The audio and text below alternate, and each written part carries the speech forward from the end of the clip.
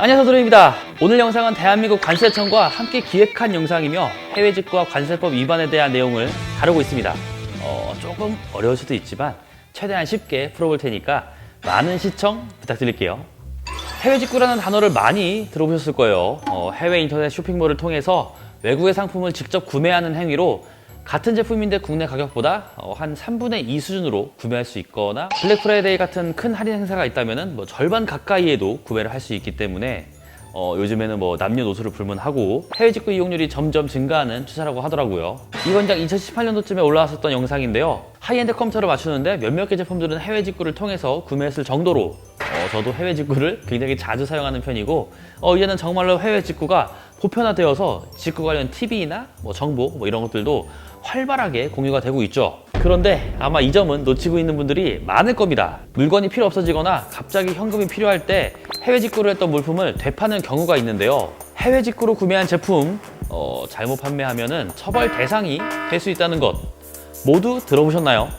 그래서 오늘은 간단하게 해외 직구의 절차부터 관세법 등의 유의할 내용까지 여기 앞에 있는 관세청 마스코트와 꼼꼼하게 설명을 해드리도록 하겠습니다. 우선 해외 구매는 어떻게 진행되는지 간단하게 설명드릴게요. 예를 들어서 아마존에서 마음에 드는 제품을 해외 결제가 되는 카드로 결제를 하고요. 직배송 또는 배송대행지를 통해 배송을 시키는데요. 그 이후 관세청 검수 및 통과 완료, 그 후에는 집 앞까지 배송이 되면은 해외 직구 절차는 끝이 나게 되죠. 매우 간단하죠. 그러면 해외 직구의 장단점에 대해서 얘기를 해보면 우선 장점은 국내 판매가보다 저렴하게 구매가 가능하다는 점이 되겠죠. 대표적으로 블랙 프라이데이 같은 경우는 특정한 날은 거의 50% 가까이 할인되는 경우도 많아서 배송비와 부가세를 합친다고 해도 국내 가격의 70% 선에서 구매가 가능할 때가 있습니다. 그리고 두 번째는 국내 미출시된 제품을 구매가 가능하다는 것이 되겠죠. 얼리 어댑터라면 남들보다 하루 더 빨리 사용해보고 싶을 텐데 그럴 때 해외 직구를 통해서 사용할 수가 있죠. 대표적으로는 아이폰 시리즈 출시 때 이제 해외 직구를 많이 하게 됩니다. 그렇다면 해외 직구의 아쉬운 점은 뭐가 있을까요? 첫 번째로는 AS 절차가 복잡하다는 것이 되겠는데요. 정식 유통을 거친 제품이 아니기 때문에 AS를 받아주지 않거나 유상 AS로 진행해야 되는 경우도 많고요. RMA로 진행한다고 해도 기간이나 비용이 꽤나 들어가는 편이죠. 그리고 두 번째는 해외 직구 제품은 중고 판매가 불가능합니다. 이 부분은 처음 들어보셨을 거라고 생각이 되는데요. 그래서 지금부터 이 부분에 대해서 본격적으로 얘기를 해볼게요. 자, 이제 우리 상상해 보자고요. 해외 직구를 통해서 물건을 구매했습니다. 잘 사용하다가 현금이 급하게 필요할 때가 생기거나 물품을 잘 쓰지 않는 경우 중고장터에 내놓잖아요. 그리고 이제 구매자와 연락이 닿으면은 적당한 장소나 시간을 선택해서 중고 거래를 하게 됩니다. 여러분들이 보기에 딱히 이상한 점은 없어 보이죠. 하지만 해외 직구로 구매한 제품을 되판매할 경우엔 어떠한 사유도 불문하고 관세법, 전파법 등의 위반으로 처벌을 받게 됩니다.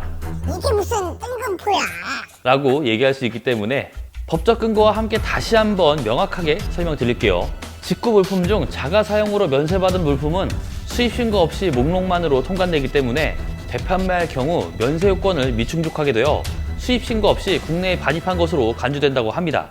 즉 밀수입죄에 해당되는 거죠. 위에서 들었던 간단한 예시도 아무 생각 없이 직구한 물품을 중고장터에 올려 판매를 했지만 빼박 밀수입이라는 겁니다. 밀수출입죄는 관세액의 10배와 벌금 또는 징역 5년에 처해질 수도 있고요. 관세 포탈죄는 3년 이하의 징역 또는 3천만 원 이하 벌금에 처해진다고 하는데요. 이거 모르고 판매했다가 정말 큰일 날 수가 있습니다. 제가 이렇게까지 얘기했지만 설마 나는 괜찮아. 이렇게 생각하시는 분들이 있을 건데요. 이거 아닙니다. 분명히 있어요. 이런 분들 계십니다. 그래서 관세청으로부터 실제로 처벌받은 사례들도 당연히 받아왔죠. 먼저 타인의 명의를 이용해서 직구한 물품을 되판 사례인데요. 한 가정주부가 해외에서 의류를 구매하여 인터넷으로 팔면 수익을 만들 수 있다는 이야기를 지인에게 듣고 이 사업을 해봐야겠다 이렇게 생각했는데요. 그런데 하나의 개인 명의로 반복적 구매를 하게 되면 세관에 금방 적발될 수 있다는 인터넷의 글을 보고 지인의 명의를 빌려 해외 직구를 하게 됩니다.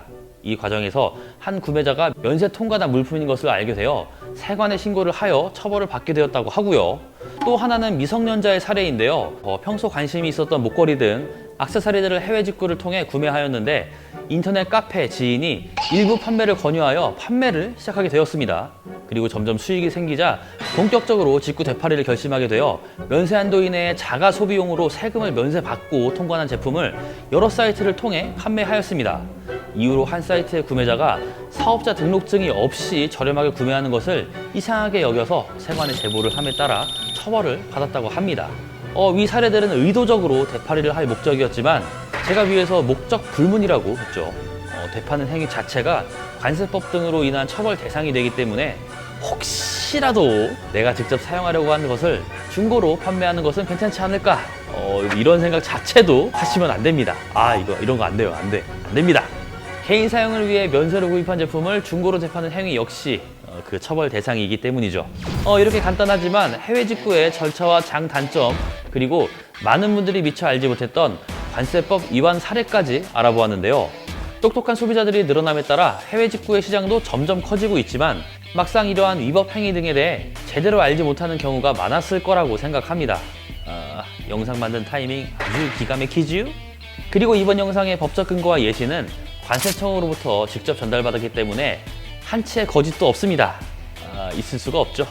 그만큼 우리가 생각했던 것 이상으로 큰 처벌을 받을 수 있다는 것을 다시 한번 강조하며 해외 직구에서 저렴하게 구매하는 것만큼이나 중요한 관세법, 전파법 위반에 대해서 이번 영상을 꼼꼼하게 잘 시청해 건전한 해외 직구 라이프 하시길 바라며 이번 영상은 여기서 마무리하도록 하겠습니다. 영상이 재밌었다면 구독과 좋아요 해주시는 것도 잊지 마시고요. 그럼 전 다음에 더 재미난 영상으로 찾아오겠습니다. 다음에 또 봐요. 안녕. 해외 직구 저렴하게 사는 거 다 좋습니다. 그런데 판매하면 큰일 나요. 예.